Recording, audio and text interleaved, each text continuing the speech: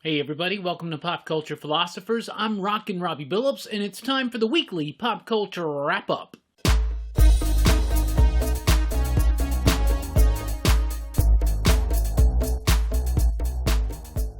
That's right everybody, thanks for checking out the video. I am Rockin Robbie Billups. This is the weekly pop culture wrap-up. It's the show where I go over the week's pop culture news, mostly comic books and movies. Let's get right into it with the big news.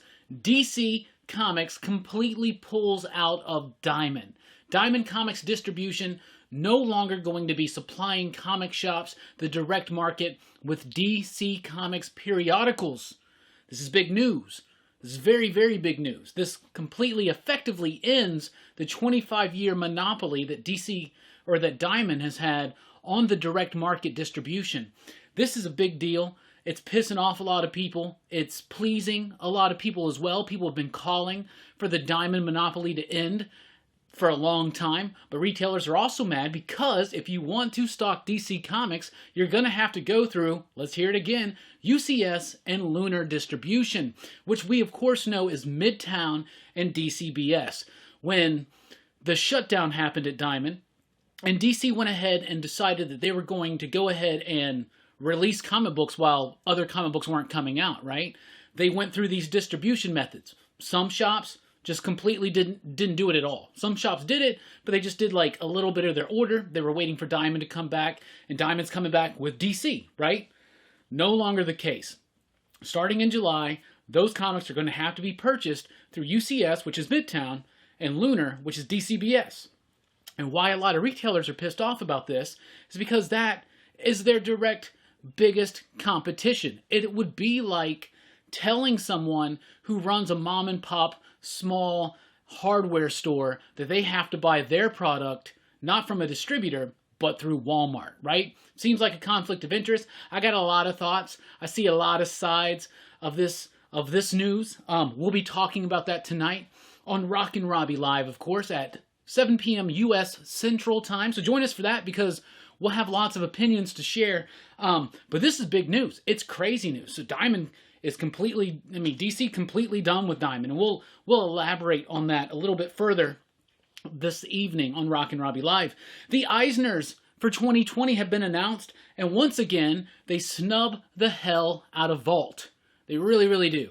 This was prime time for These Savage Shores to get picked up for a nomination, or any of the other books. Wasted Space. Vault puts out some really hardcore great books, and I think they continue to get snubbed. We'll go over more of the list tonight on that live stream, but a couple of highlights. For Best Continuing Series, we have Bitterroot, Criminal, Crowded, Daredevil, The Dreaming, and Immortal Hulk. All of those are really solid picks for Best Continuing Series. My pick out of all of those might be The Dreaming, and that's because I just read all of The Dreaming in like 2 days and thought it was absolutely fantastic. Best Limited Series, Ascender, Ghost Tree, Little Bird, Naomi, and Sentient. Sentient and Little Bird both hit my top 10 list last year, so I'm very pleased with this. My pick for this would be Little Bird, which I thought was the best comic book of 2019. For Best New Series, we have Undiscovered Country, we have Something is Killing the Children, Once and Future, Invisible Kingdom, and Doctor Doom? Doctor Doom? You're telling me Doctor Doom's been nominated for Best New Series. Doctor Doom. I don't buy that. The rest of them, super cool. My pick, probably Something is Killing the Children. Out of all of those. But Doctor Doom? For Best Writer, we got Bobby Curnow, who was the writer of Ghost Tree. Ghost Tree was an excellent book, so I'm glad to see Ghost Tree get some love. M.K. Reed and Greg Means for Penny Nichols. Haven't read that. That's a top shelf book. Mariko Tamaki for the Harley Quinn Breaking Glass graphic novel. Haven't read that, but I've heard really good things about that. Louis Trondheim for Stay. No clue what that is. G. Willow Wilson for Invisible Kingdom, and Chip Zdarsky. Chip Zdarsky, that's super cool. Out of all of these, I think he's probably the most consistent, best writer out of all these ones. Of course, I have not read Stay, have not read Penny Nichols, so there you go. G. Willow Wilson on Invisible Kingdom. I heard a lot of people asking, what's this book? What's it about? I remember reading the first couple issues and just kind of falling out of it. So maybe I need to get the trade or something and check it out. Best penciler / inker, Ian Bertram for Little Bird, Bill Key Evely for The Dreaming. That's beautiful artwork. Simon Gain for Ghost Tree. Steve Pugh, who did that Harley Quinn Breaking Glass book. And Rosemary Valero O'Connell for a book called Laura Dean Keeps Breaking Up With Me. I haven't read that one, but out of everything that I'm familiar with, I think it's Ian Bertram. That artwork in Little Bird is amazing, though Evely's artwork in The Dreaming is to die for. That's great stuff as well. So those are just some highlights. There's more nominees for different categories. A lot of them are not things that I'm super familiar with, but we'll go over the list tonight on Rockin Robbie Live. Man Bat, which is a comic book that was solicited to be released in May. Of course, shutdown happened. DC doing all their distribution drama right now. They have not canceled it, but they have canceled the orders for that. It will be resolicited at a later date. The reason why I'm pointing that out is because Sumit Kumar is the artist in that book. He was the artist, recently Eisner snubbed artist from These Savage Shores, and I'm really pumped to see his take on a Man Bat miniseries. I forgot who the writer is, but that's going to be coming out later, probably September or October, something like that. Bad Mother is a new title released from AWA Upshot Comics. It's got writing by Krista Faust, artwork by Mike Deodato. Mike Deodato's doing Resistance right now with J. Michael Straczynski. He's got 2 books coming out from AWA. That's super, super cool. Really like his artwork. Really interested to see what he does with this, as well as what Krista Faust, who I'm not familiar with her work, but I'm really excited about this one. It's basically like Liam Neeson's Taken, but with a suburban mom.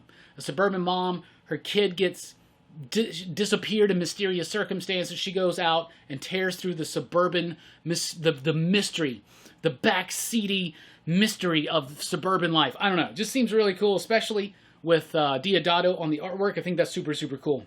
Bezelbuth is a trailer that I watched. It's a Shudder horror film debuting July 5th on that streaming service. It stars Tobin Bell. It's very much an Exorcist type film. You know what I'm saying? But the trailer looked really cool. Tobin Bell's got that voice. Seems like this is a great role for him. I love exorcism movies. The Exorcism of Emily Rose, The Exorcist, things like that. Those were always movies that scared the hell out of me when I was a kid. This one looks very effective, and I don't have Shudder. I've been meaning to maybe pick up a trial to check out that Creepshow because I'm such a fan of the original movie and comic book. So definitely I probably will check out my Shudder free trial when this movie comes out because it looks pretty freaking cool to me. So that's what we got for you this week. What's coming up here at PCP? Well, like I said, tonight, Rockin Robbie Live, 7 p.m. U.S. Central Time. We'll be talking about DC dropping Diamond and what that means for the industry. We'll be talking about all the different sides of it. We'll be doing a Marvel Comics in the 90s. We'll be talking about Daredevil Fall from Grace. That is happening tonight, so I'm very excited about that. We'll be talking more in full about the Eisner nominees and why I think These Savage Shores and Wasted Space in particular were snubbed yet again. Vault, of course, being snubbed yet again.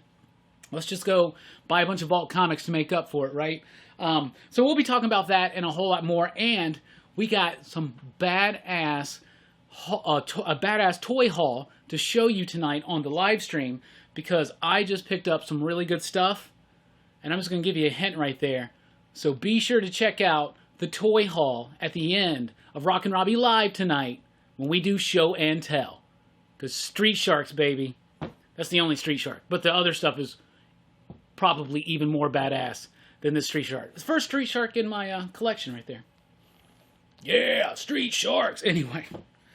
We also got an advanced review for Bleed Them Dry, a new comic book from Vault, debuting tomorrow morning on the channel. Weekly comic book review, late Tuesday night, early Wednesday morning, including Marvel comics, and that's always exciting, and other bits and surprises coming throughout the week. We got a Rambo revisit that we're doing for Friday night. We're going to be talking about all 5 Rambo films live. Thursday night, I got a Teen Dog Shades night scheduled with Bueller from Comics with Bueller and Perry from Perry Comics. Very excited. This is going to be a slam bang week because we're heading up to the 5th anniversary of PCP. So thank you so much for checking out the videos and your support. Please do like, share, and subscribe, and let us know in the comments down below any of your thoughts you have about any of the news we covered or anything we didn't. And get ready for Rockin' Robbie Live tonight, because it's going to be live and lit and fire and just awesome. It's going to be super cool. Trust me. Street sharp. You know what I'm saying? You know what I'm saying? Anyway, thank you so much. We really do appreciate it. Please do like, share, and subscribe like I already said. And join us over at popculturephilosophers.com for podcasts and a whole lot more. I've been Rockin' Robbie Billups. Thanks for rocking with us. Keep on living.